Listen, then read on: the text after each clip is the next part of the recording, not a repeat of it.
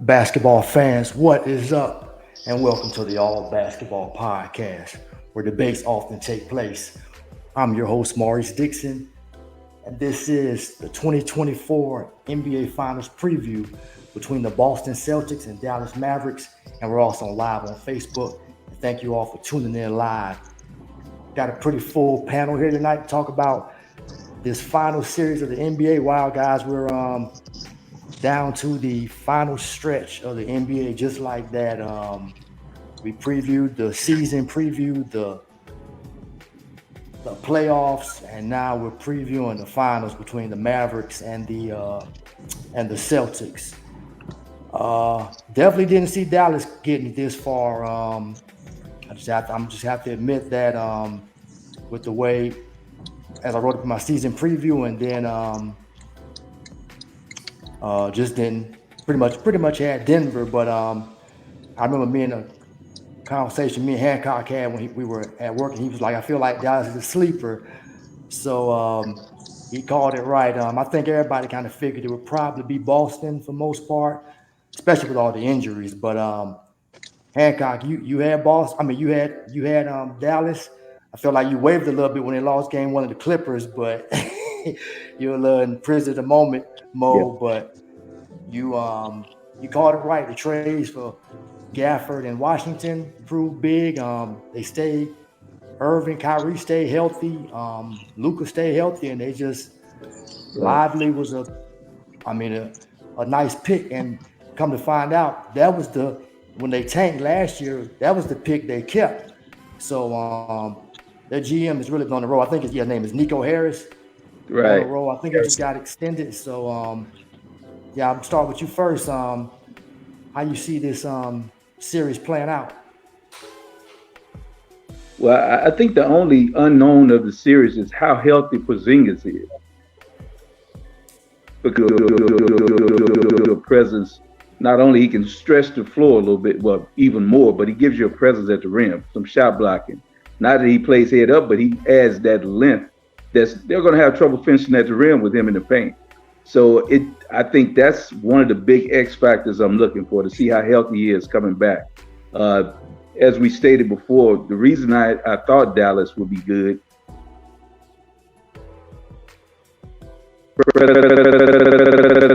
a wing defender, and then they added Gafford in the paint, somebody that could protect the rim. So you could take some of the defense away, some of the pressure off the defense. You could extend your defense a little bit with Kyrie, and you could help with Luka. The thing about Luka, he's a timely defender and a timely body. So that was where I looked at it there. Looking at going into this series, if Boston is making the three, they're going to be hard to beat because they're going to shoot a number of them. And I think that when you look at a more well-rounded team, I'll go with them because of the Porzingis factor. If he's there, I'm going to lean Boston. But if he's not full, if he's coming back and he's partial, the two closers that Dallas have are kind of strong, man. When you got Luka and Kyrie, all bets are off. They got two closers. They're going to be hard to beat. That is true. They are going to be tough. Let's go to Ian. Been watching the Mavs a lot this season. What you got in the series? Mavs in 6, plain and simple. You're gonna have Kyrie and Luka continue to do their take turns. You get it going in the first half, I get it going in the second half. Timely shooting by Washington and Derrick Jones Jr. Lively and Gafford both protecting the paint, whether Porzingis plays or not. You saw what they did to Anthony Edwards, clogging the paint, not allowing him to get the driving lanes that he wanted to get. And at the end of the day, they just find a way to get it done. I think Jason Kidd is the better coach between him and Mazzulla, and it's going to be those adjustments that Kidd makes that allowed them to slow down Tatum and Brown, and also Derek White and Drew Holiday in this series. Okay, James, aka Bobby Portis, back with us. What you got on the series? Call that man Big Eyes. Man, it's gonna be a good one. I think Boston definitely has to be the favorite. They're just a deeper team. I think this series is gonna come down to the role players.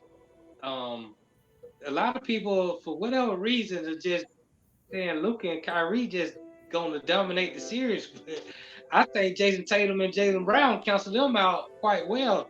I mean, both combos are capable of scoring 60 to 70 points for their team. But who got the better bench and the better role players? When you talk about Drew Holiday, the Porzingis come back, you got Al Horford, you got Pritchard. I mean, I just think Boston has a more seasoned role players. Oh, I ain't even mentioned Derek White. Like Boston stacked. Now I'm pulling for Dallas because I would like to see Dallas win because I can't root for Boston.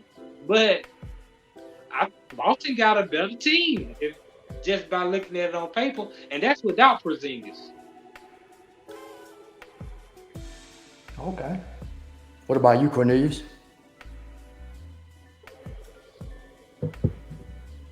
I think I'm gonna go with Boston. I think looking at the last series with Dallas and Minnesota, a lot of the I don't know if it's bad habits or just the way Minnesota plays kind of played into strengthening their strengths, and so I think Porzingis, if he's healthy, that's going to be a factor. But if the coach can come up with a scheme that kind of nullifies their two closers to a certain extent, I feel like Minnesota was young and let them off the hook. They didn't make effort to make them play defense, those two closers, and then they didn't have no scheme to like, okay, we're gonna shut you down. We're gonna let role players beat us. So they kind of let them off the hook, but I don't think Boston is gonna let them off the hook. Okay. Yeah. Now I think this is going to look a lot different from Minnesota and Dallas. Now Boston obviously they didn't play anybody really healthy. They didn't play who we would probably like to see them play as basketball fans. Didn't cross Milwaukee, New York. Yeah, they got Miami, but Jimmy Butler was out. Right. But they saying Porzingis is going to be ready. The latest I saw, he'll be ready. That can be tricky coming back into a series in the finals. I mean, even though he's not like the main guy, but I don't know if you guys remember back in the 09 series between the Lakers and the Magic. Remember Rafe Alston was balling. The Magic got to the beat Cleveland, got to the finals, and then Jameer Nelson was ready. And I don't think many people thought outside the Magic fans that they were going to beat LA, but I mean they almost had like, what was it? I think it was game one when Courtney Lee missed the alley-oop. Game two, and then you have, I mean, then they obviously won a game. So not saying they were going to win, but they probably could have extended the series at least. But it kind of messed things up for Orlando in the sense because the chemistry was off. Not to the fact that Nelson came back in and he hadn't played so long. Right. so that inserting people back in can be tricky. Even though I think they need Porzingis because he's going to stretch so far. I'm wondering how effective Lively and Gaffer are going to be because against Minnesota, you can suck into the paint because, I mean, Jaden McDaniels pretty good three-point shooter. Gobert ineffective offensively, clumsy. And then Towns was off, and then you got to respect Conley, but they wanted to kind of suck back in. Didn't really have too many people outside of Ant-Man to really make Luka or Kyrie really at the guard or try to get them in some actions basically. So with it just being so different, and also the fact that I heard that the Boston is the best team defending against lobs, so that's going to be an interesting thing. How probably won't see Dallas get as many. I mean, Gafford and Lively getting spoon-fed like that, depending on how they play the defense. But Luka and Kyrie are going to be a problem if they're on, especially Luka. I mean, he's playing out of this world. But I think Dallas, and this is the reason why I'm going with history. I went against history last series when I thought Minnesota's defense would get them to the finals. But with it's been proven in the NBA. If you even though Luka's young, 25, when you have another superstar, offensive superstar, however you want to look at Kyrie, he's a deadly scorer. Whenever guys have had that guy beside them, that can win you a series. Like Boston and Tatum, they're not really learning. I know they're They desperate, superstars. but That's what I'm saying. they Everybody looking at they Kyrie and Luka superstars. like they the only superstars in this series. Jason Tatum No, but and Brown are legit. They the best you they gonna. are, These but two are the best you gonna get. Well, the problem they is are. with Tatum and Brown, they get, for some reason, we've given them a pass as if they're still young in this league, and they've been around like this is like their eighth, but Brown's Right. year, Tatum's seventh Sixth. year. Boston has been to the conference finals like 7 years in a row. Correct. So they got the experience. It's just all about seeing them finally get over the hump. Whereas Right. we've seen Kyrie hit the greatest shot, the biggest shot in finals history, and Luka's made big shots since he was 15 years old. Right. And also the coaching experience. You got Jason Kidd, who was on the staff with the Lakers in the bubble, also won a championship as a player. Mazzulla, he was at the end of the bench 2 years ago when they lost to Golden State. But this is his supposed to go around as the head guy. Yeah. But let's not forget that what Drew Holiday brings to the table. He's a champion. I mean, he's a champion for me. I'm never going to forget that. Right. Milwaukee Bucks. Right. So he knows how to get it done. He does. Last Kyrie- series, I don't Kyrie think does too, Minnesota had 'cause- the matchups. Right, but Kyrie does too, and the reason I'm giving them the edge is because Luka's top 5 player. I mean, top 3 if you want to look at it. And when you have that, I mean, even though he doesn't have the experience that Tatum and Brown has, when you have a guy beside you like Duncan had, like Wade had, like Magic had, there's somebody else too. Kobe obviously with Shaq. Correct. You can that can pull you through, and that's what I'm going with history as far as that. Yeah, So but that's history shows you when Kobe and Shaq played against Detroit, a team that was just stacked all the way through. It was a gentleman's sweep. They whipped the Lakers. But you seen how Kobe was playing. Come on, don't forget. You seen how Kobe was playing. That the matchup. That Laker team lost psychological warfare from the very first game of the year. That was a fluke Laker team. Yeah, they were a mess because who they beat? Minnesota in the West Finals, and Cassell kind of got hurt. Yeah, and then you got to remember, was it game 1 or game 2 when Karl Malone tore up his knee? Yeah, the Lakers won game 1. No, I thought it was game 2. Detroit won game 1. That was game 2. Yeah. Right, game 2. Kobe made. They lost the rest of them. Yeah. But if Boston win, I'm fine. I just making a prediction. I won't be anything. I want Dallas to win too. Yeah. I'm just saying I'm not sleeping on Boston. Boston got the better team. But you've always said Tatum not that guy. You've always said Tatum isn't that guy. He's a dookie. Well, I mean, Kyrie is too. Oh. I know, but Kyrie a 10-game dookie. He wasn't really done like that. But Kyrie's the sidekick. Tatum is supposed to be the guy, even though Jaylen Brown been playing better. I mean, Tatum averaged 30 just last season, acquired 30. So let's just be real. The last time Boston was in the finals, Tatum was the one that didn't show up. Brown did. Correct. But again, Brown was turning the ball over too. They both was pretty bad. It was, but it was kind of like Tatum had 100 turnovers, man. 100 in the playoffs. Throughout the playoffs, right? It was kind of like if you go back to the OKC Miami series where, Westbrook played hard, but Harden was hot garbage and KD wasn't KD. But we kind of looked at Westbrook like you the problem. It's the same thing with Boston. We look at Jaylen Brown like he's the problem, but he's not. He out there playing, got that dog in him. Tatum sometimes don't. Do you believe Tatum's going to have that dog? Especially in a close game, who do you favor? Luka and Kyrie or Jaylen Brown and Tatum? I don't think you all giving enough credence to Luka's been playing in big games all his life. Yeah, that's And he just, I don't he just I don't showed want you. to I speak mean, over nobody, but I think Luka. I'm sorry. Luka go to me has ahead, been go ahead. playing in big games. You might look at the NBA as big in our eyes, but to him, I mean, he's been in championships from 17, 18 years old. So this is just another stage for him. It's another step in his progression. And I take exception to Kyrie having the biggest shot in finals history. I take Magic's hook at 12 against Boston in the Garden as the biggest shot in NBA history. So that's mine. That was game 5. Sorry, buddy. Game 5. Don't care. Game 7.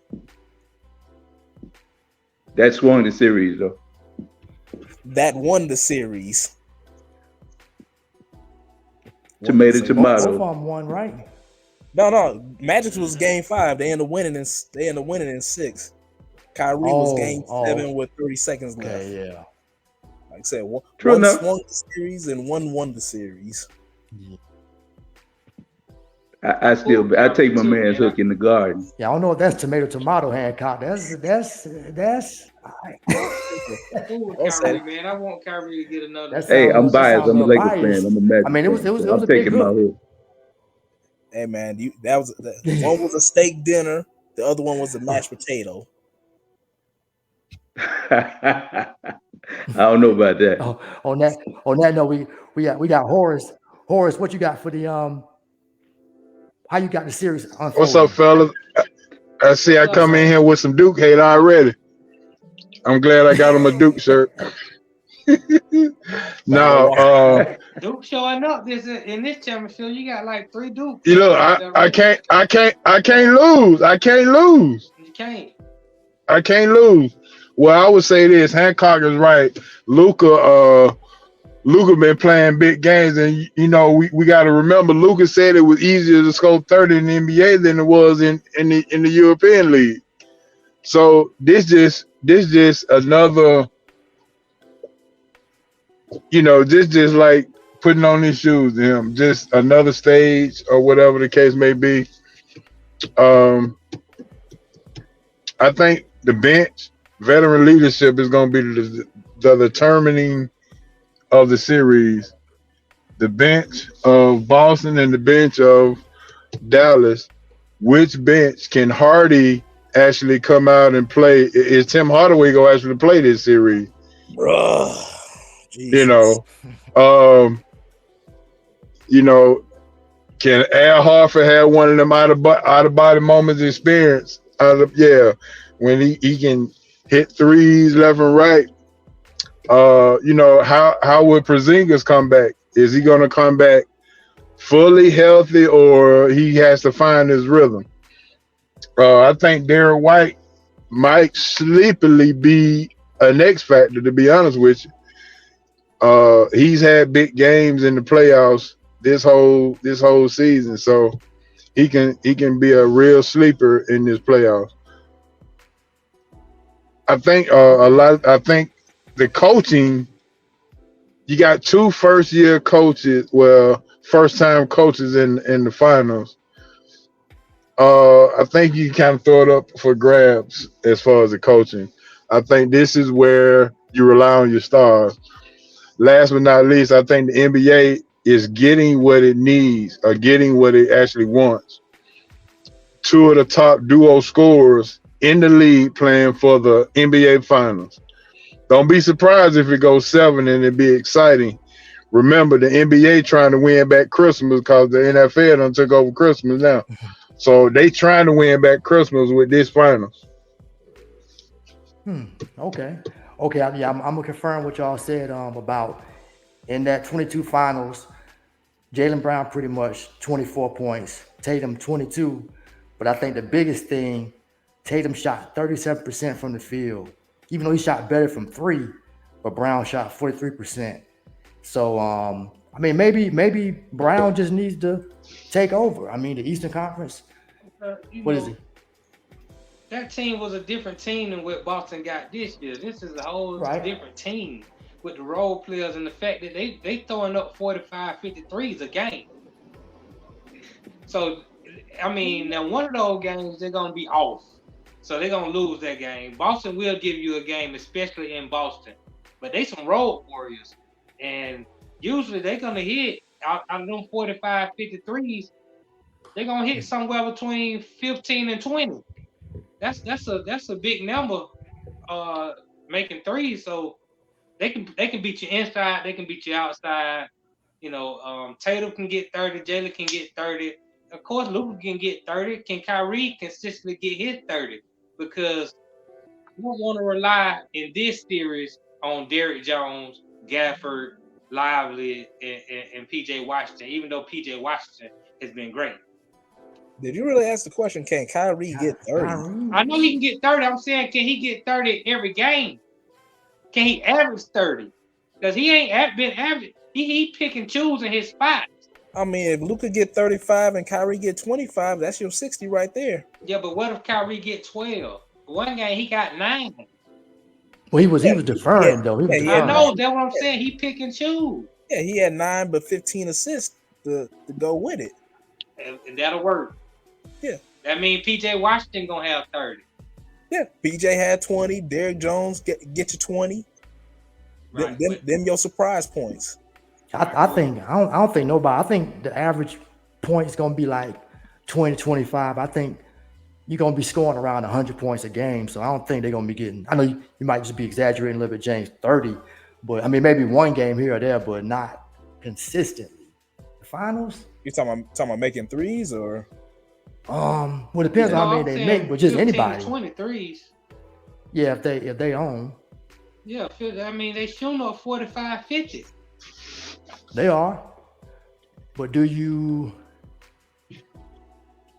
I mean, I guess I just hate it for if Brown and Tatum don't win. It's like, I mean, if the Celtics don't win, you're like, where do you go with Brown and Tatum? Because it's like nowhere. Them boys paid. Right.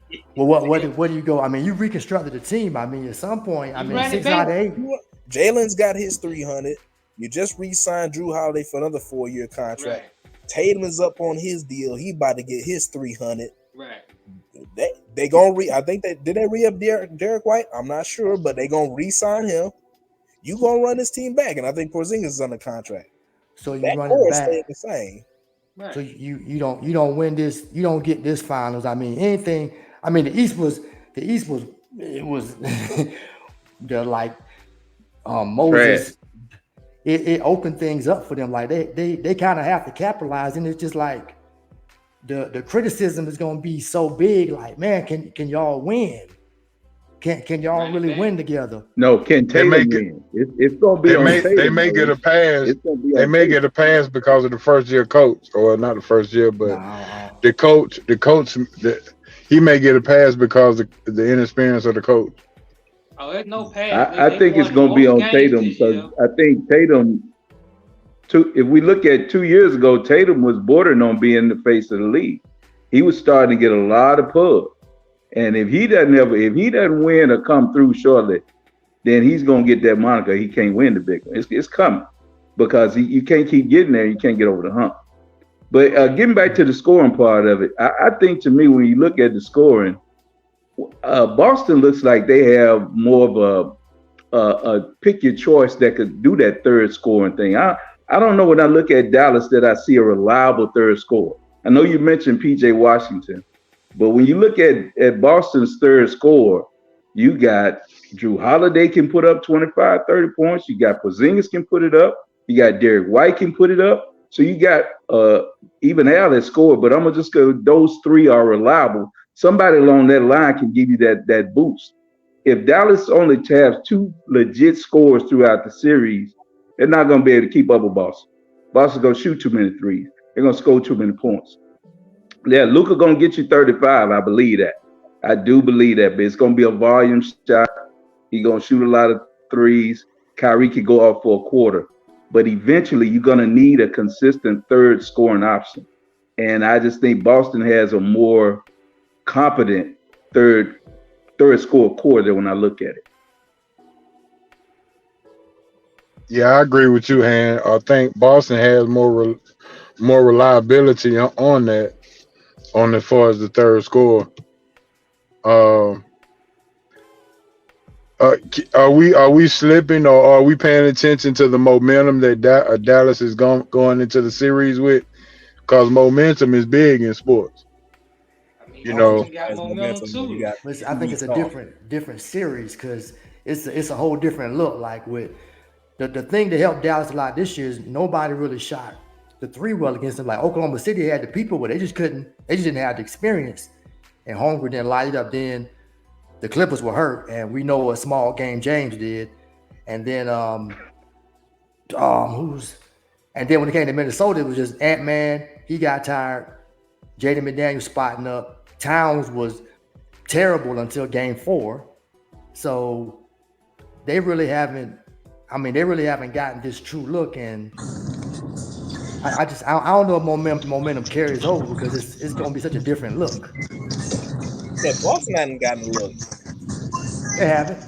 But now they have beaten Dallas both times this season. I know that can be, you can't put too much into that, but they beat them after the trade.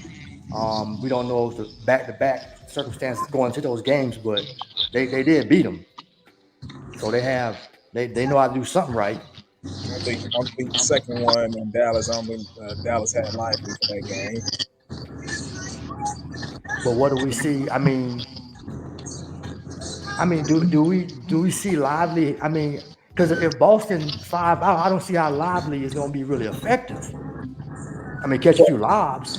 Well, his name Boston's gonna do a lot of pick and roll stuff, and he's the better rotation defender on the pick and roll. And also when Dallas runs their pick and roll offense, he's the better him and Gafford out of pick and roll slot, but catching the ball high, making a decision, hitting that man in the corner, giving it up back to the point guard to get the lob. He's better in that slot position compared to Gafford. And also he's 6 more fouls and another 7-footer that can clog up the paint when Brown wants to drive or when Tatum wants to drive. Well, the problem with that is when Brown and Tatum want to drive, Al Horford and Porzingis is out at the 3-point line. Somebody got to get out there. Yeah, the big is gonna have to get out there. Yeah, it better be PJ. It better be close. Hey, somebody got to close out. This ain't. They ain't Rudy. They'll just say that. Right.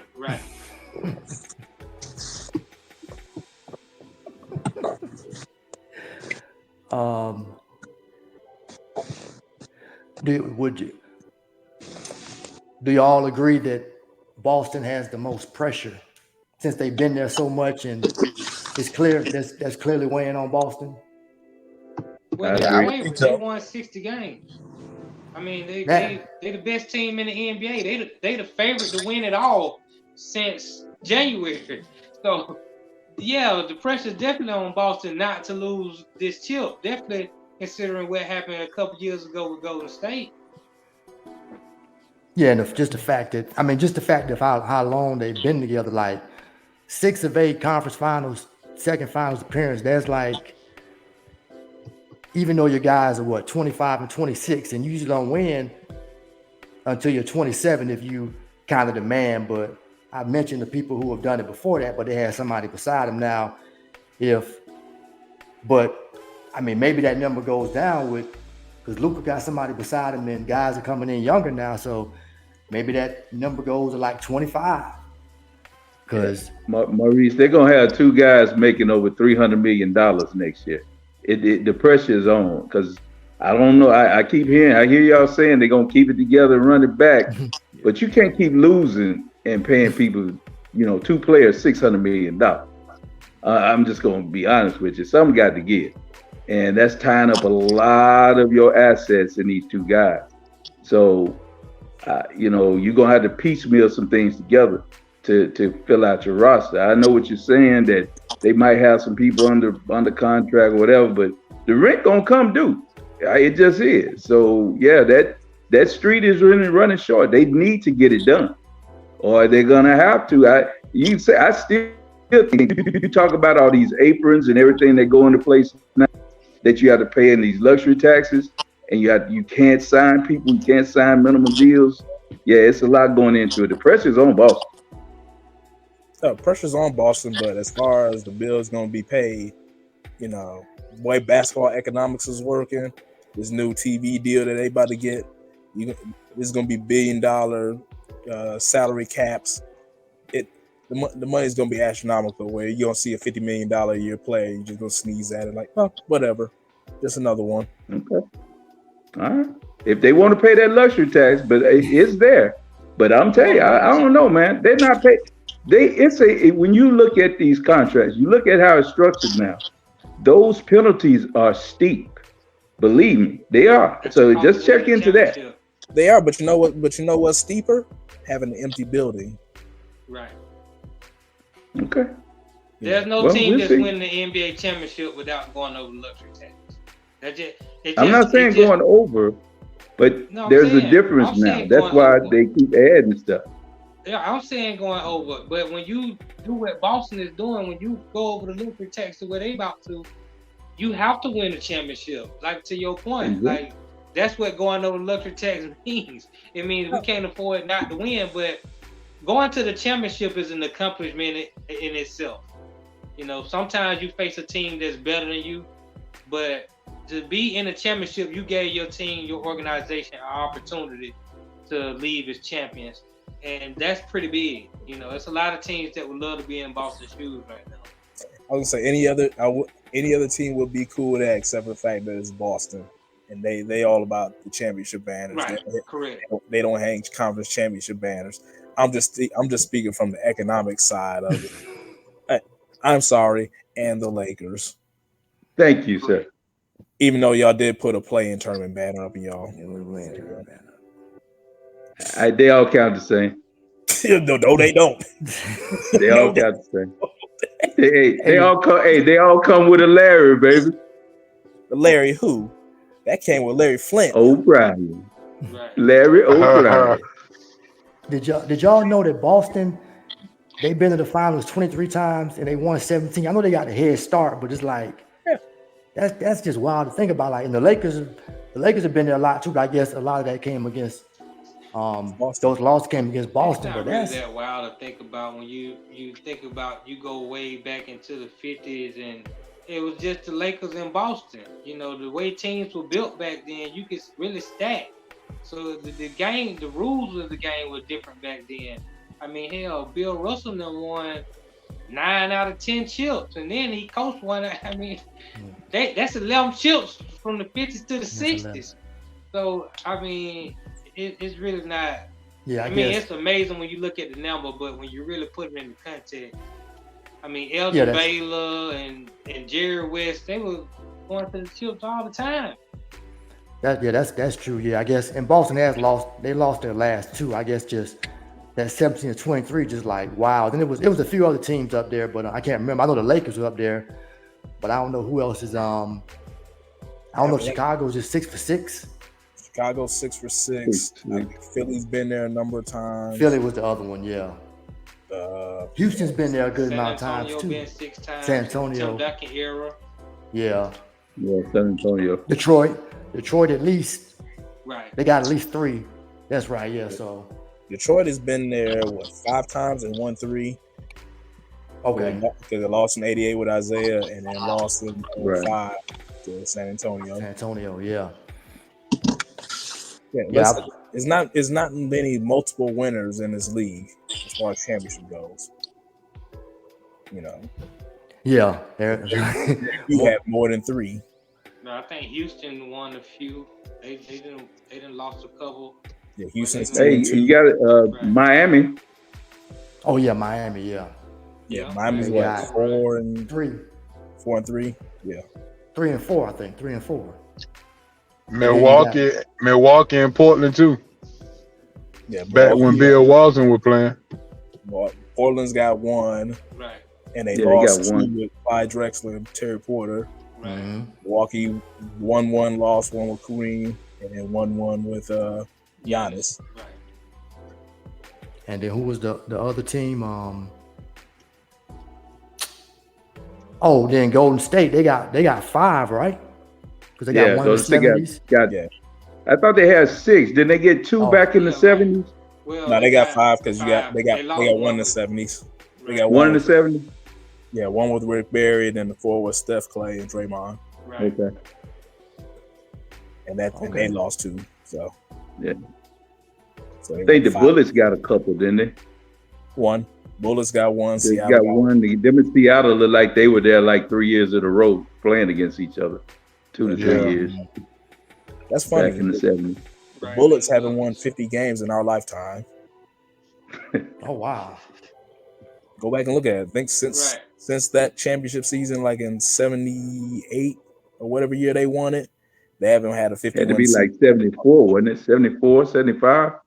No, it was late 70s. It was right before Magic. It wasn't 78. 79, I think. Was it 79? Was that Seattle? No, 79. Yeah. I believe it was 79. It was earlier than 79 that. was Seattle, right? Yeah, 79 was Seattle. 78 was Washington. Okay. Oh, 78. Back-to-back years. Okay. Yeah. And I think this decade we already got what We this got will be the second fourth, fifth different champion. I think 6. 620. Because you had Golden State, Toronto. No, I'm talking about since the new decade, because it's how do you count it from 20? You count it from 21. Right. From 20. Okay, so 20, you got Lakers, Bucks, Yeah, Milwaukee. Golden State. Only have 4 State. because we only have 20. Yeah. So this is about to be the 5th one. Yeah, the 5th one. So I think it's.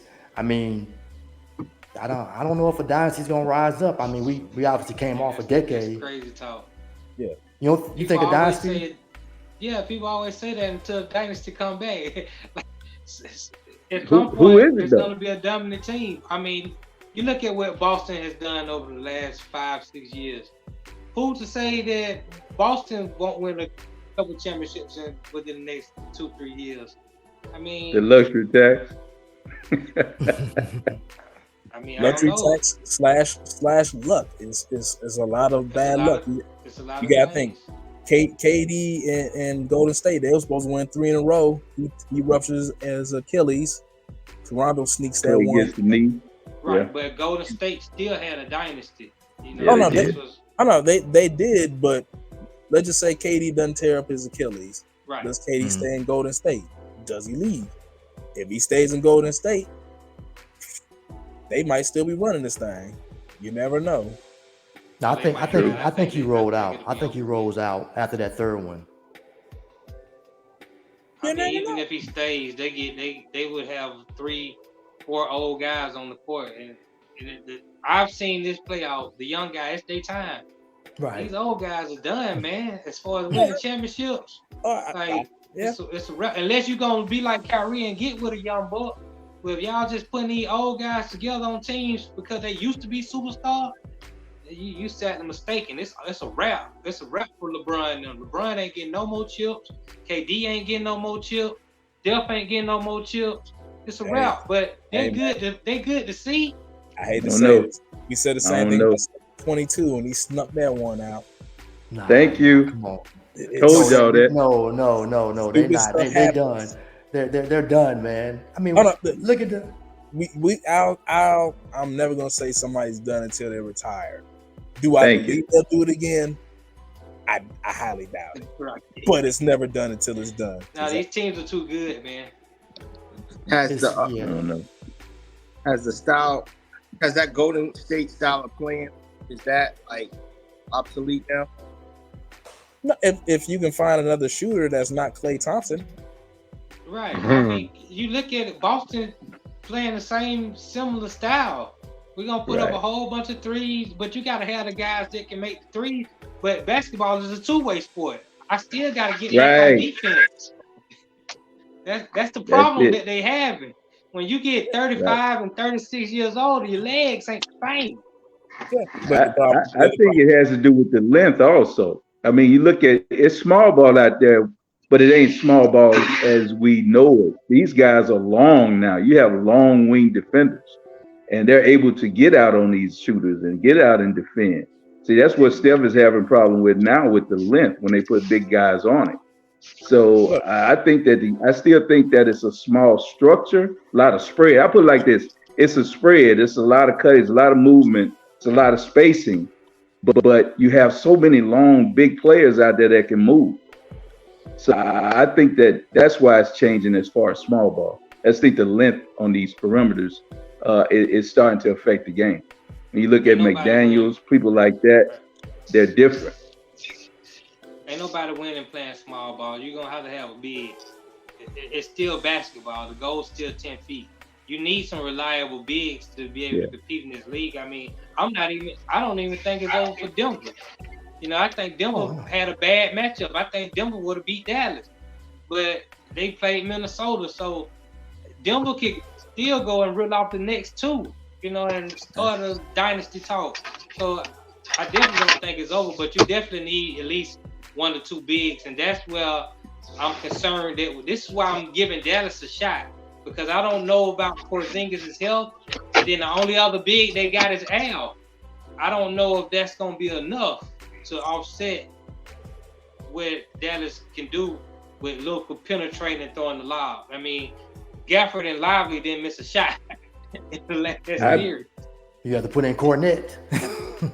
He's 7 feet. Yeah. I would be more afraid of it if they had more traditional big, but we talking about the only way Derek Lively is effective is the lob, and that's the thing. I think we look at Tatum and Brown, and they long enough to go up and contest.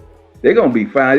There's nobody they're gonna put on the block and just say, okay, go down there and dominate. Correct. So it's still gonna be a wide open game. I don't know if I'm worried about the size mismatch in the middle, because Gafford doesn't post anybody, and Lively doesn't. So correct. Al will post better than them. Right, that's my point. Boston plays a smart brand of basketball, and if they do go to their mismatches, so they'll put Porzingis down on the block against one of those smaller guys. They'll put Al Horford on the block and say, draw the double team, kick it out, or if they don't double team, you just bully him to the basket and get a layup. They'll play that way. They have no problem. So you have to have some guys to defend those bigs. I think Dallas does have at least 2 guys that can contest. So I don't think it'll be lopsided in that area.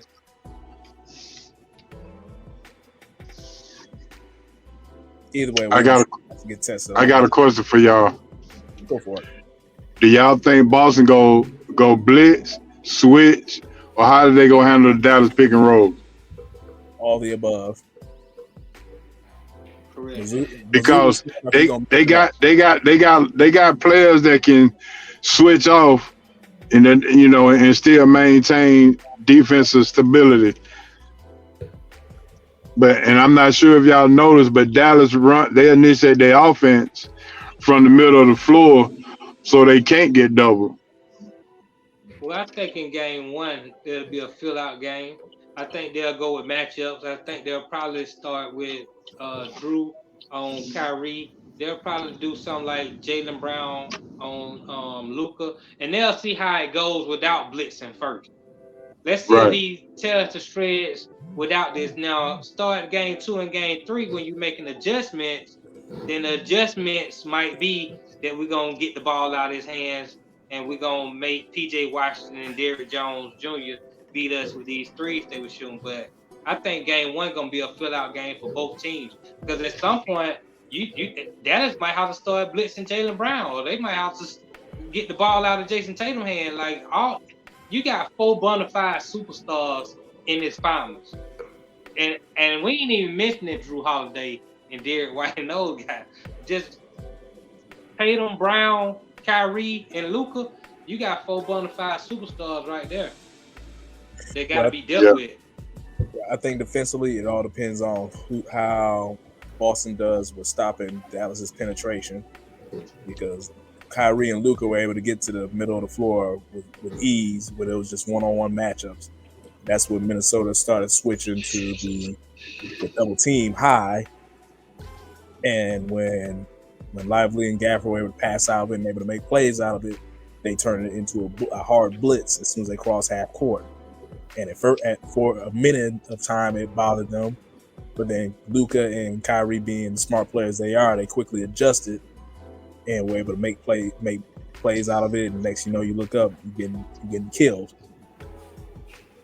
Hey, did y'all see how Dallas identified Rudy and Towns, every time they wanted to run the pick and roll, they say we're gonna make you switch and get it and get the advantage.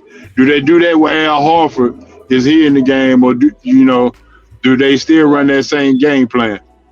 Of course they do. It depends on how the refs are calling. If they're gonna let Al hack, you might not want that to happen.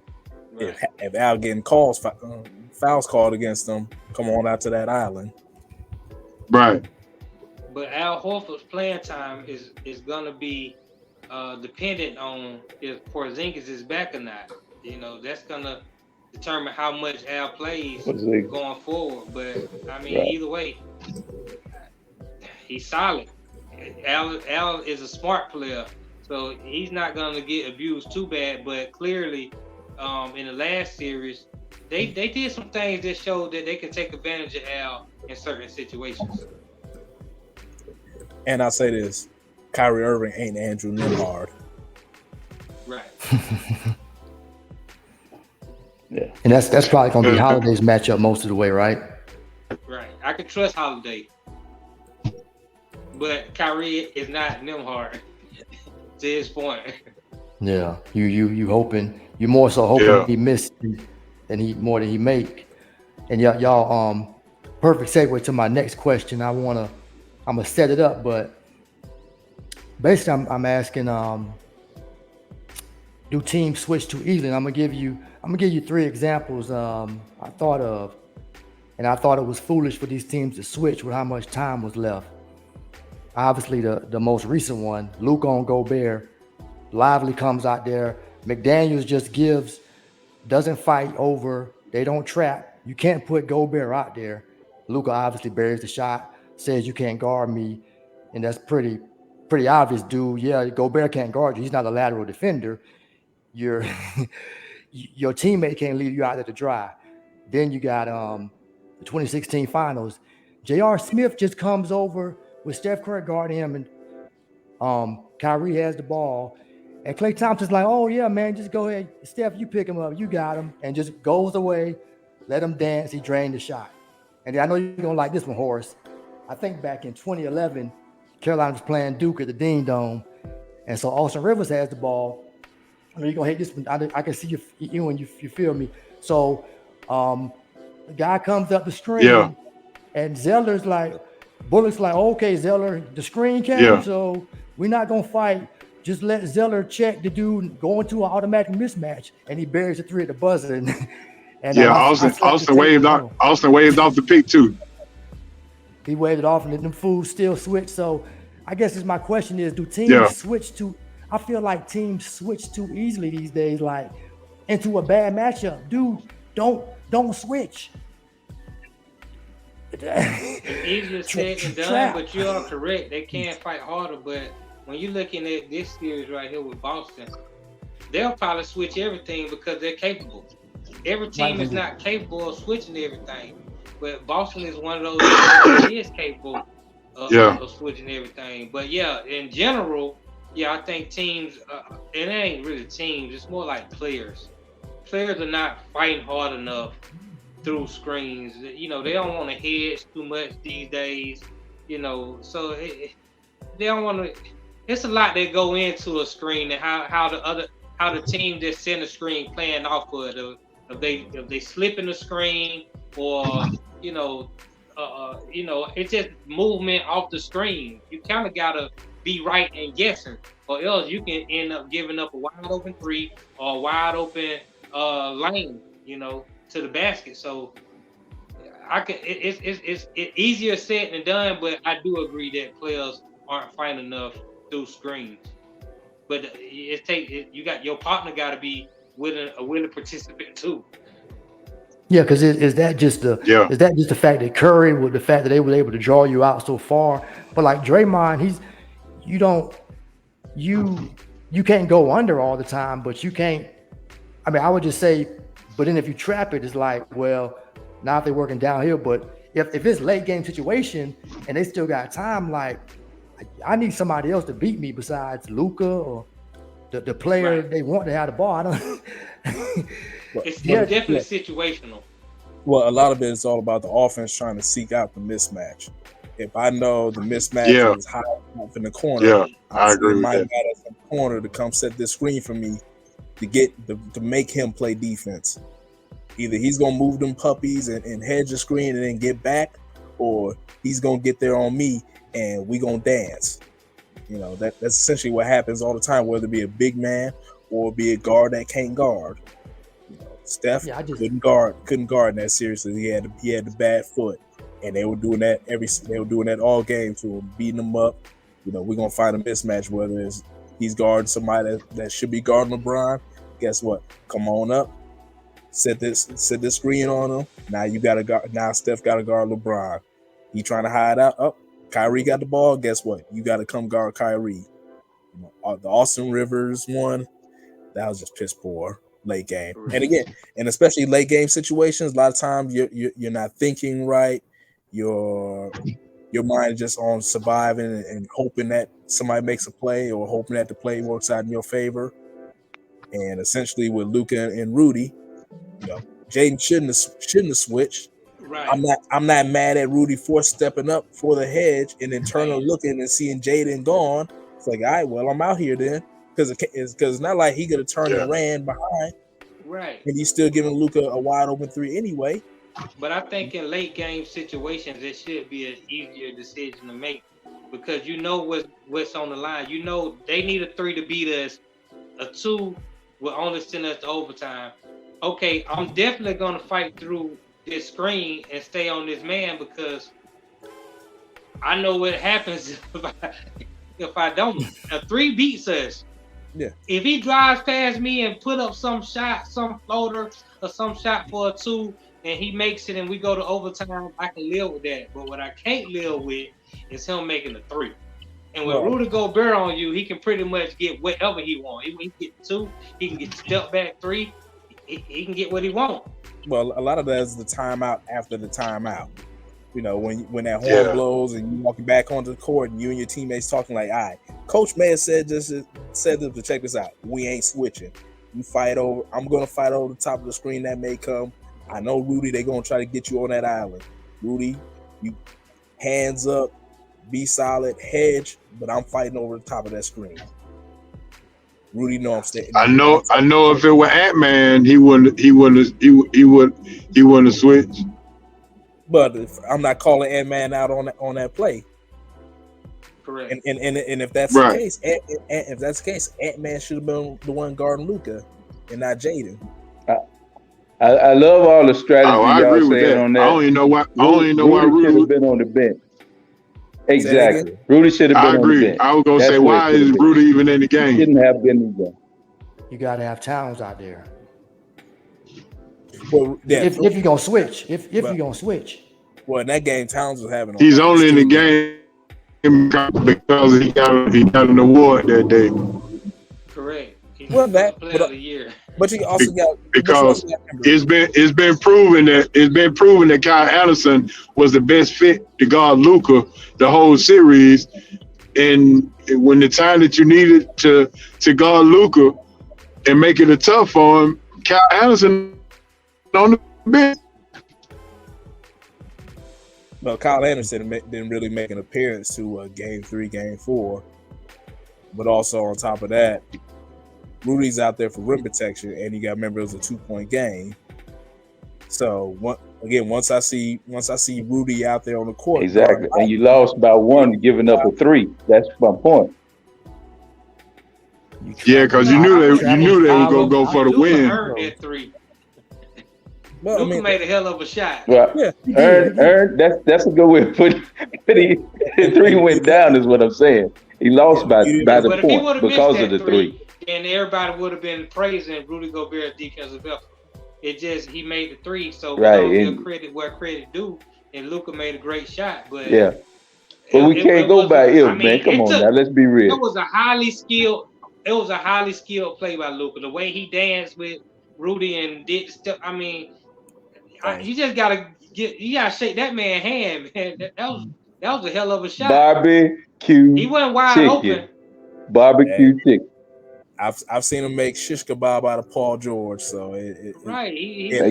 But I'm living it down with somebody that can move their feet.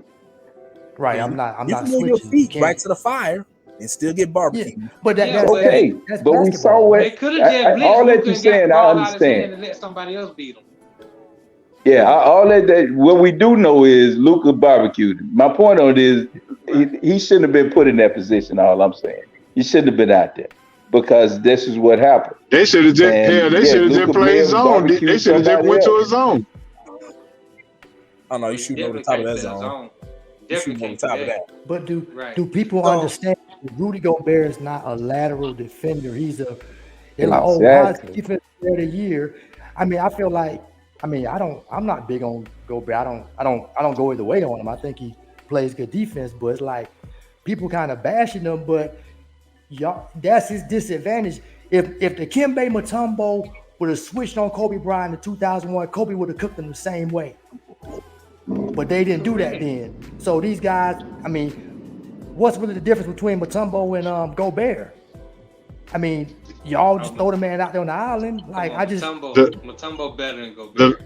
but they both got about the same. But people don't. I don't care But about if you all that. put, I think if you put Gobert back in that day, there's more stuff coming to the rim. So he's probably Nah, blocking many shots. nah, he boo boo. He played back Well, then. he He boo boo. here's the thing about the Defensive Player of the Year award. Period. It's always been a big man award. That's the reason why only 2 guards have ever won it in the history of the game. So that only being said, two. yeah, Marcus Smart Jordan and Gary Payton. Marcus Smart. Jordan won it. Right. Oh, well, 2 point guards. Okay, Right. Jordan. He mean Jordan point. so, Right. I'm sorry. So 3 Oh, okay, guards: okay. Jordan, Marcus Smart, Gary Payton. They've never really put a premium on guys that can guard 1 through 5. Right. It's always been a block shot number. You know, the year yep, that was my point. That was my point last time we was on the show.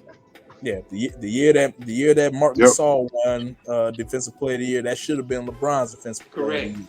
But they gave it to Marc Gasol because he was part of the Grizzlies team and he had all the blocks. Hell, Tony Allen, regarded as one of the best defenders in the game, has never won Defensive Player of the Year.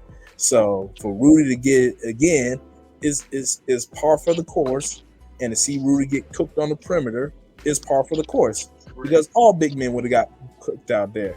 You think Wembanyama would have? Of Can he move? course. Can he keep It up? would have He been got the tough. length, that wingspan. It would have been interesting. I'll say that. Wingspan. Well, we're gonna see it. We're gonna see it one day. I mean, Yeah, they got to win more than 12 games, and then Oh, I can yeah. start talking about women. Yeah. But I'm saying they was ready to give him defensive player. They was ready to give him defensive player of the year because of his on-off numbers, and he averaged so many blocks. Like He it had a was. lot of blocks. He had a great year for rookie, you know, as far as numbers wise, but you got to get more than 12 wins and be in those type of games for us to really be able to judge you accordingly. Right. One thing about Rudy Gobert, he gets cooked in a lot of playoff games, but he's in those playoff games because his teams are #1 in the league in defense or top 5 in defense, partly because of what he's done in the regular season. So, you know, I don't want to knock him all the way, but in the playoff times, a lot of times he's better off the court. We seen that when he was in Utah and they was going against the Clippers.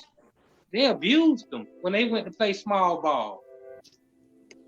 And then he can't count another in because he can't catch. He can catch a lot, but he can't catch. He can't He has no dominate moves. he can't dominate the paint, which is Right. what Minnesota, for whatever reason, tried to do in game what was that 5?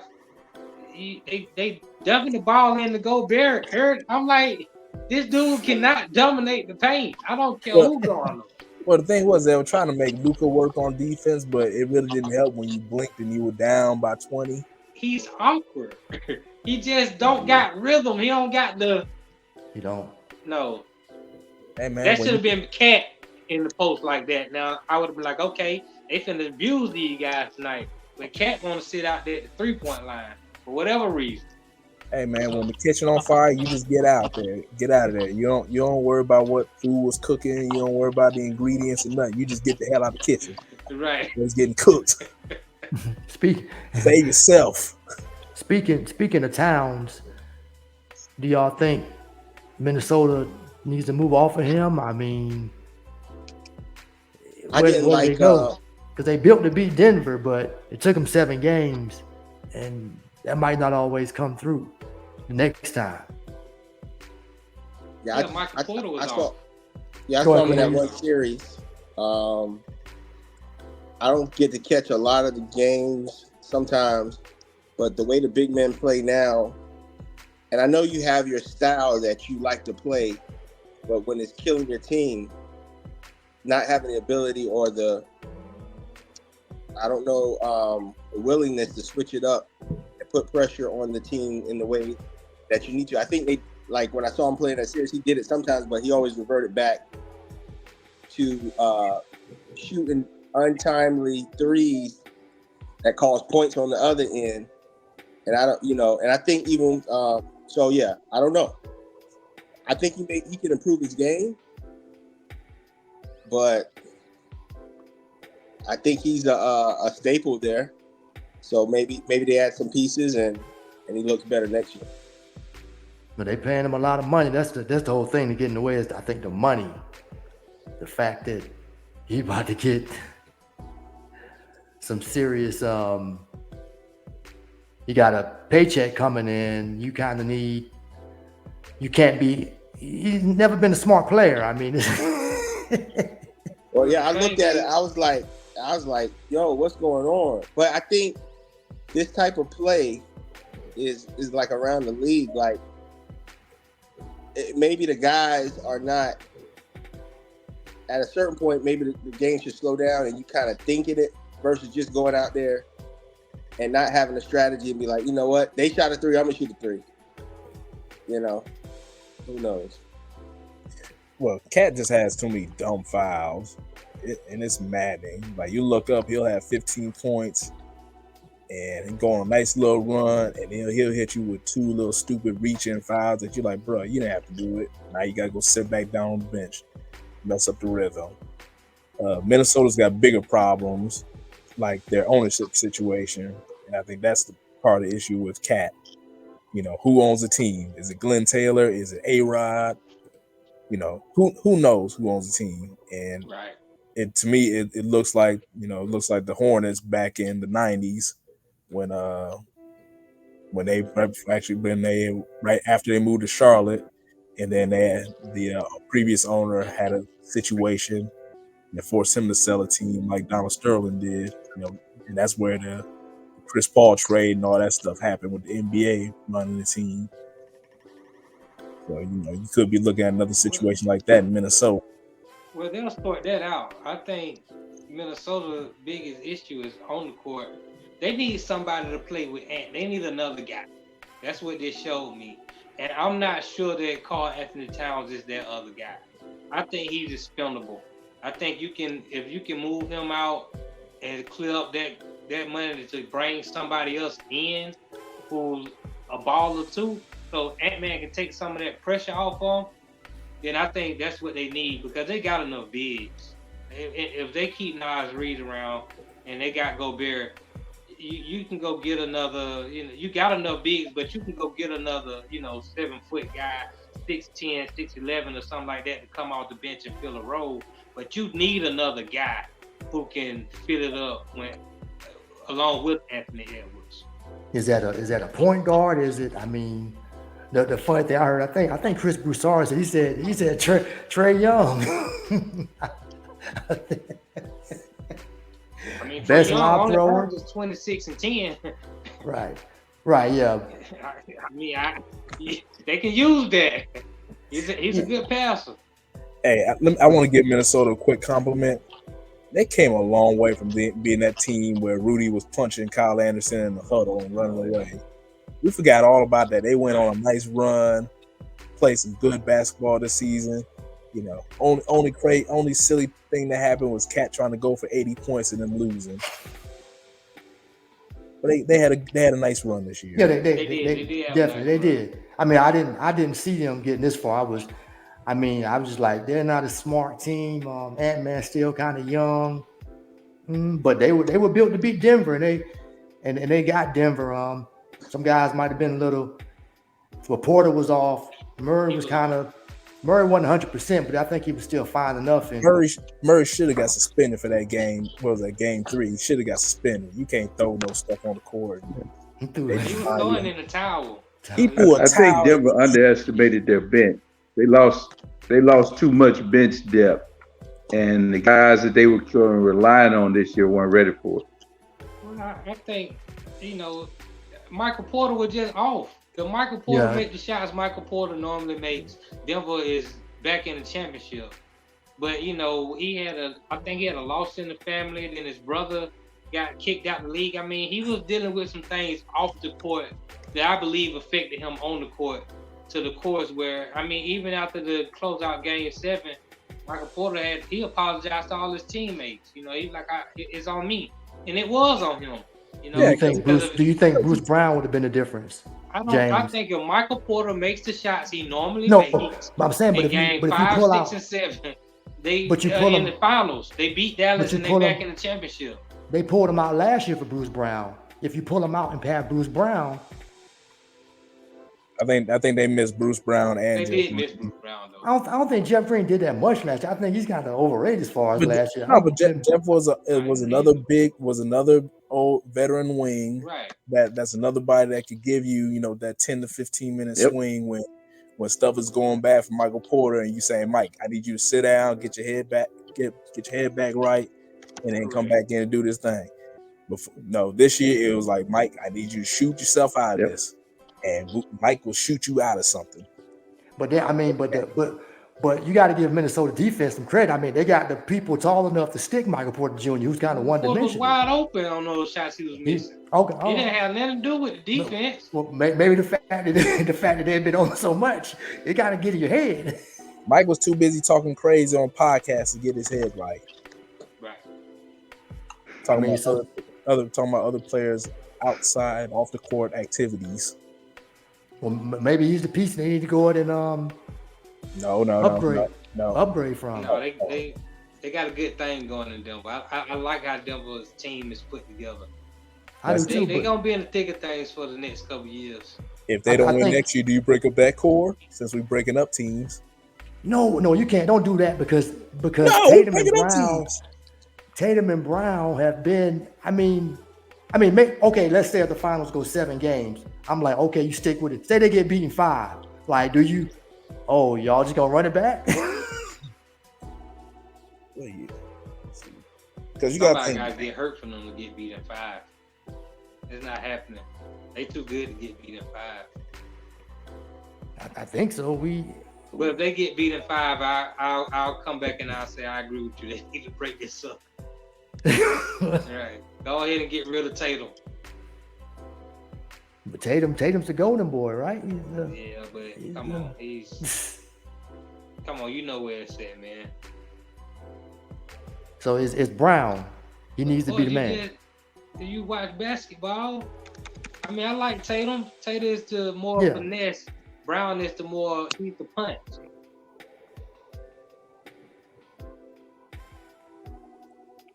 Okay. Yeah, so for essentially the last 4 years, we've had high expectations for the Nuggets. The last 6 years, we had high expectations for the Celtics. Right. And you're saying break up Boston, but keep the Nuggets. No, I don't. No, I'm saying. I'm asking. James. It depends on how. I say keep them Boston. How they together. I keep Boston together and keep Denver together. They good teams. Because remember, only one team can win a championship. It's hard to win a championship. Definitely. A lot of people they think it's just easy to win a championship. It's very hard. It's an accomplishment in itself to get to the final. Remember what got the bad boy Pistons over the Lakers over that hump? They traded Adrian Dantley for Mark McGuire. True. And McGuire too, but Well, the second time around, right? But not the first. No, I'm sorry, because they only played LA. They got robbed by the Phantom Foul. Then Isaiah turned his ankle. And then the second Magic, his hamstring. Where you at, Hancock? This is your expertise. You talking about the Lakers. He coming back. I don't know, he keep dropping out. Dang, must be his phone or something, signal. Horace, what you got? Oh man, you been chilling. But that's the point. That's the point. That's to my point that you just made about Detroit and the Lakers. Like, injuries happen, small things happen. If you got a good team and you got a solid core, you keep them together as long as you can, as long as you're in contention. And if you get to the conference finals, I think that you were a contender that year. Now you just can't live off the conference finals. You got to reach a finals. But if you can get to the championship, that means you can win a championship. Mm-hmm. Definitely. But I mean, we know Milwaukee just as desperate. Who else? I think we can't hear Horace. Can't hear Horace. Yeah, his mic isn't. It says your mic is not connected. Can't make sure, yes. But I mean, then if Whatchcall makes him, it's kind of Philly got to make the right move. But I just don't trust Embiid in the playoffs. I mean, I don't trust his body. I don't. I'm sorry. Also, that's the thing. We've been blaming everybody else in Philly, but Embiid. First it was Brett Brown, Ben Simmons. Then you have to blame Ben Simmons. Simmons. No, but I'm saying at some point in time, the buck finally stops with Embiid. Always blame Embiid. Like I said, Brett Brown to Ben Simmons to Doc Rivers to James Harden. Right. You definitely blame small game James. So now it's got to be. Hey man, no, Embiid doesn't go without blame, but I mean, we shoot him bail that he doesn't deserve. Well, Embiid, his only problem is he can't stay healthy, and if I'm Philly, I go ahead and package him up, and I'm trying to find me a new core to build around so I can get to a championship because I can't win with Embiid. So you're trying to get a new process. Right. I mean, I think some team will be willing to risk getting Embiid. They'll give you some good things in return for Embiid because, I mean, he just 2 years ago, he just did win MVP. Before he went down this year, he was dominant. So I think some team will buy in. They'll know how to manage him correctly, and maybe they can win with him. But if I'm Philly, I'm out on Embiid. Yeah, I mean it's. But I guess because I think they're gonna roll with him and try. They got the money to pull in somebody, but they say Paul George, but you're gonna have the same problems. Is Maxey ready? I mean, Maxey's pretty good. He is. But I mean, maybe he can pull Embiid through the hole. That's what. Tobias Harris gave you nothing. Right. They chose Tobias Harris, Ben Simmons, and Brett Brown over Jimmy Butler. Correct. That was the mistake. Got to be more careful. Right. And if you really want to go, you got to remove the other what's called.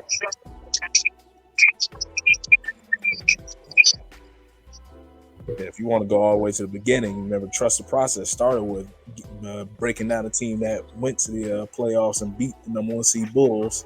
Correct. And then say we're gonna start all over, and our first pick is gonna be Nerlens Noel. That is true. Then we're gonna get Then we're gonna get Jahlil Okafor. Yeah. Actually, no, it went Embiid, Okafor, and then Fultz, right? And then Fultz. Right. No, Simmons, then Fultz. Simmons. Which Ben Simmons played all right his first few years. Something happened to Ben Simmons. I think once he missed them shots against the Hawks in the playoffs. Passed up some shots. I think mentally he ain't been the same since. Like he shouldn't even be in the league. I would say even before that, and when they had TJ McConnell, I personally always said let McConnell run the point and have Simmons at the 4. Therefore, you're not forcing him to be the person to make decisions. Let somebody else make the decision for him and let him just hoop. Correct. Instead, they try to crowbar him into being a point guard and having to be a decision maker. And when you're that point guard, you are the general, you are the decision maker. Mm-hmm. If you ain't built for that, you shouldn't be in that role. Right. And because he can't shoot good enough, he can't be in that role. Yeah, if you can't shoot, if you look down, you see everybody dropping below the free throw line, and you can't do nothing about it, oh, you got to go. Right. Yeah, I mean, Pass it to the wing and roll down and get in that paint. but that's the thing. He was backing down Gallinari when he turned to dunk. He said, he's like, it was just going so fast. Oh yeah, when I look back at it, like he told Reddick, yeah, it looks bad. I should have freaking dunked on Trey Young, but he was already terrified by then. Yeah, but So- and he was scared to get fouled. Right, that's the main thing. Now he getting 40 more million next year. Then like he probably going he should. I don't see how anybody can use him if he's going to run he's three. 6'10". So I mean, I think that it's just a position switch. He can't be a point guard, but I think he's very effective as a power forward. I mean, a traditional power forward, not a stretch like they stretching now. A guy who, he can't get 40 million, but maybe come off the bench, play a role, rest. That's Other what than that, he got to be out the league. No. His That's what I'm problem. saying. All that sounds great, but he don't play. Right. He don't play. He don't play. Right. And when he does, he barely dunks. He's not aggressive anymore. I mean, he get his 40 million next year. Then, I mean, yeah, you get him on a minimum deal, but it's like, No, you don't sign him for no deal. He better be Right. over there. He send right. I'm him saying, back to Australia, play in the Australia League, back at the crib, save your chips, count them losses. Right. He need to be over. Send him over there and bring back Jabari Parker. Oh man, that man looking sad over there. Oh man, he just happy to play basketball. Right. with all them injuries. He had an emotional breakdown. Oh man, it all hit him. That. What was he so emotional for? He just was thankful. Yeah, just happy to be playing basketball. Oh. His EuroLeague team was in the playoffs. They lost, I think, the quarterfinals or semifinals or something like that. And he was just like, "Yo, I'm happy to play ball," and had the Oscar speech crying. Right. I didn't even hear the happy to play ball part. It was just he tried to say some stuff, Yeah. but he couldn't get it out. Yeah. But the Teals was saying I'm happy to play basketball. Yeah, the tear screamed out. Right. I didn't know if I was gonna be able to dribble a ball anymore. I thought I was gonna be chilling at the crib somewhere on the south side or wherever. Right. Talking about shoulda, coulda, woulda. And you gotta think Giannis was there watching his younger brother play. Oh, man. And it was supposed to be Giannis and Jabari with the Bucks taking over the league. Right. Correct. And Jabari was supposed to be Batman, not Giannis. Right. That is correct.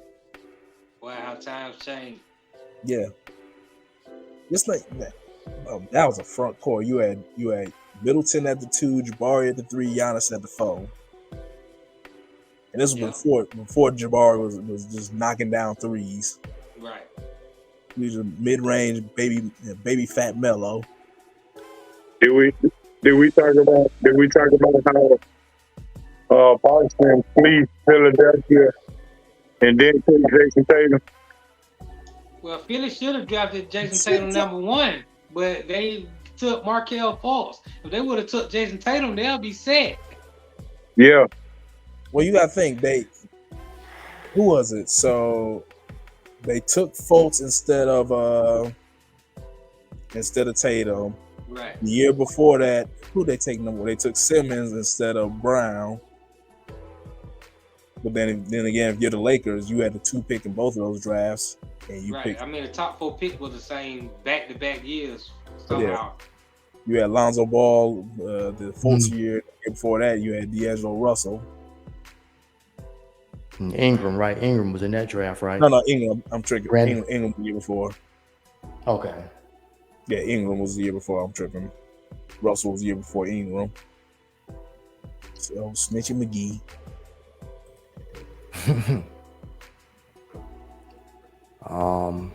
Yeah, so I mean, okay, yeah, this has been good, guys. Guess we'll see how things unfold Thursday, man. Game 1, I think James said it was gonna be, feel like most gonna be a fill-out game, probably is gonna be have a bunch of overreaction to the game, whoever wins, but Right. You know how it I think it's gonna be a long series. Well, you know, it's Yeah, go on, Trey. this series, what makes it great and what makes sports great is the storytelling. And so with Kyrie going back to Boston, you know, Porzingis playing against his old team in Dallas, you know, it's gonna be a lot to be made out of a lot. I mean, you can draw so many storylines from this series, and they're gonna draw all of them out. Yeah.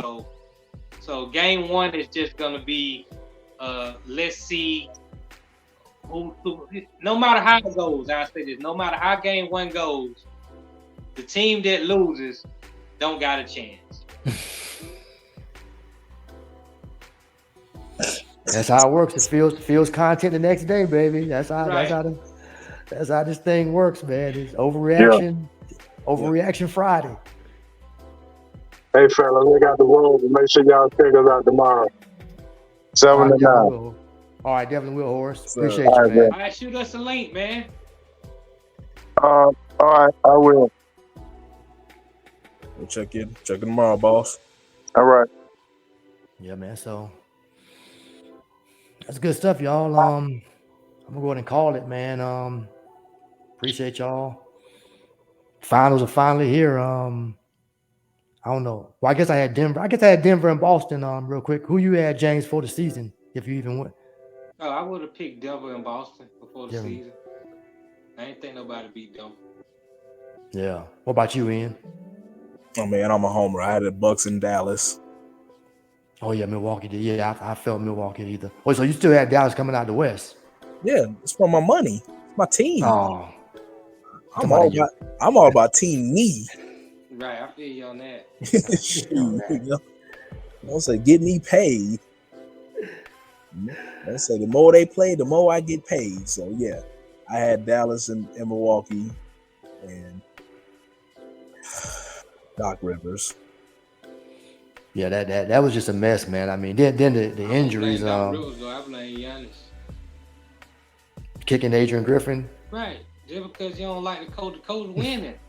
I mean, you don't like his tactics. Maybe he talking to you a certain way. Maybe he running practice a certain way, but he winning. You winning with him.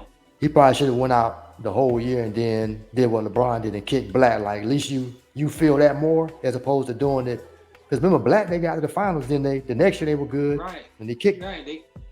But they won a championship. So yeah, if you win a championship, then it's all good.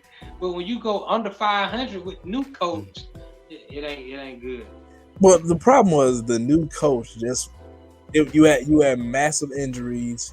You had, in hindsight, a bad roster, and because everybody's extremely old, and then the new coach comes in and doesn't play any of the young guys at all, and he himself has a bad reputation that you can't kick, his fault or not.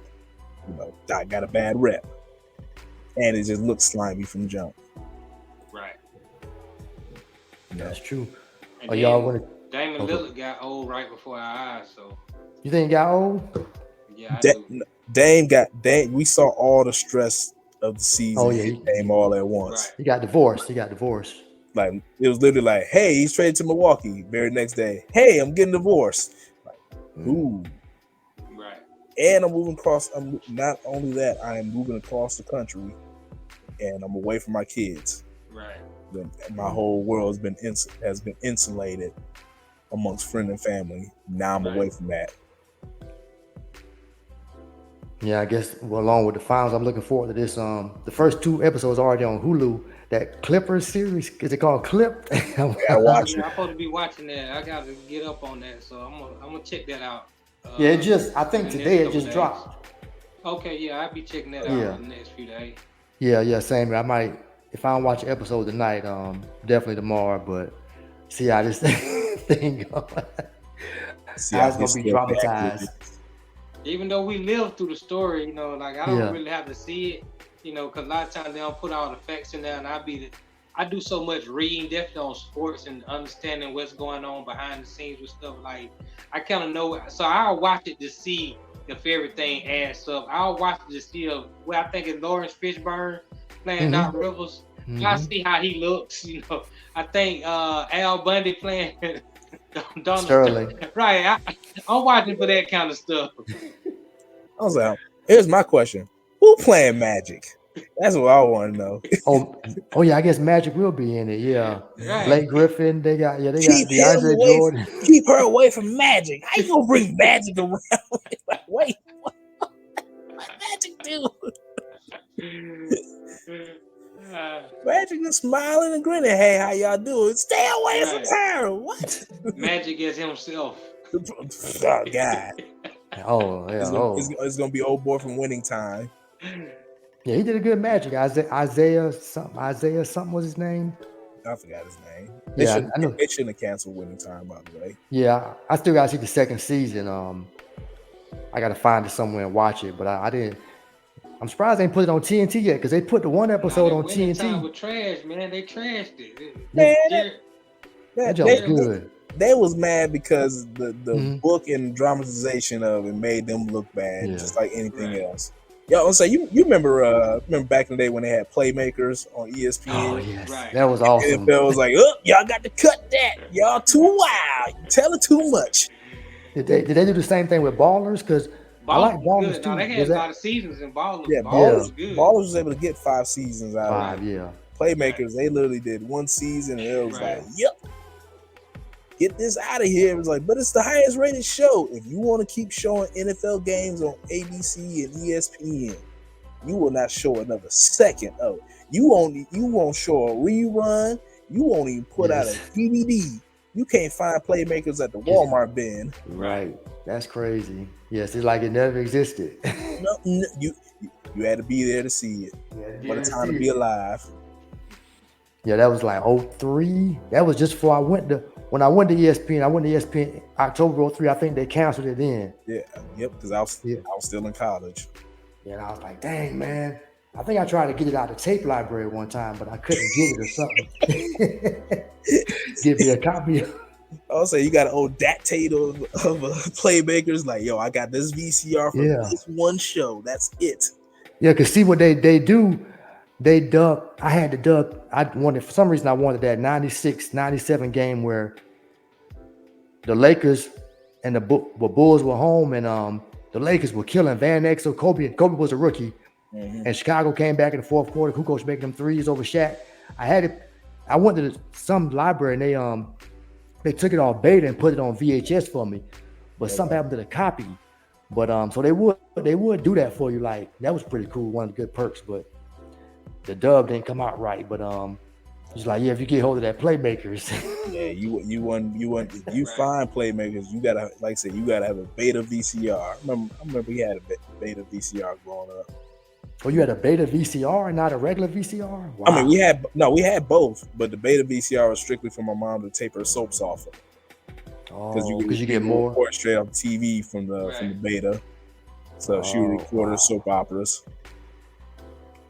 Wow. Yeah. Playmakers, man. You had to be there. Yep. But yeah. That's cool, man. So we gonna see how this thing play out, man. Then we'll come back and convene afterwards, man. But I thank y'all so much for joining me, man. Hey, man. Appreciate you having me. Mavs and 6. Let's go. Yeah. Dallas 6 or 7. I say. Too, man. I hope you right. Hey, as long as I get 3 shifts. Right. I feel you. All right, I'll catch y'all. All Take right. it easy. Yeah.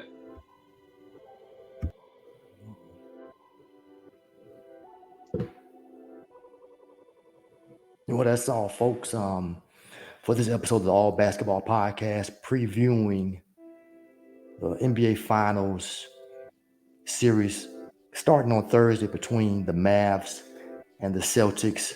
Games 1 and 2 will be in Boston. If you missed this live version recording on Facebook, look for it on YouTube, Spotify, or wherever you get podcasts.